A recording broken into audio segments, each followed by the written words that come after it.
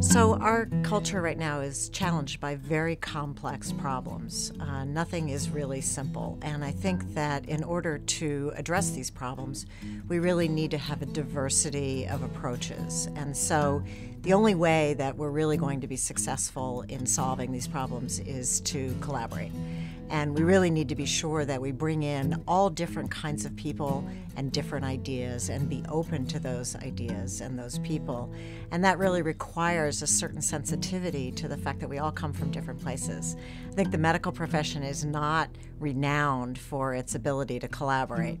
We sort of have this idea that we're in our offices or we're in our hospitals and we basically do things a certain kind of way, and people are supposed to come and see us and be happy for our expertise. I think what I've learned in my career is that will not work. That will not cut it. We will not solve any of these problems by sitting back and having that kind of passive approach. So my favorite image of this is my daughter is a rower, and rowers, there are 8 people in a boat, and no one person is going to get that boat across the finish line. It really requires the intense efforts of all 8 people, and if they don't row together, it won't work. But I think that the concept of giving back is one that was really born in my bones in some way from a very young age. I think that my children even have sort of absorbed this and really also think very much about giving back. I think the concept of giving back really rests on the recognition that we've been given so much. We've been so fortunate in our lives and have had so many opportunities that to squander those opportunities without being sure that we are contributing to our community is really a life half lived.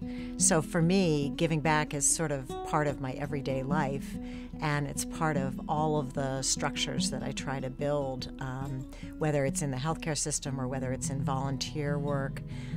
In everything I do, I try to think about how does this contribute to my community? How does this further what we're trying to do as a culture? I think we all live together. We're all a single organism in many ways, and we really need to all be contributing because no one person can solve these problems. Similarly, people who don't contribute or don't participate are really losing out for themselves. It's not even so much that we need them and we need them to be involved, but it's also that it's the most fun. It's really the best part of life, I think, is working with other people to solve problems and to make our lives better. I've always really been driven by only one idea, and that is to figure out how to make people healthier in the city of Rochester. And essentially that idea has grown out of a strong sense of social justice.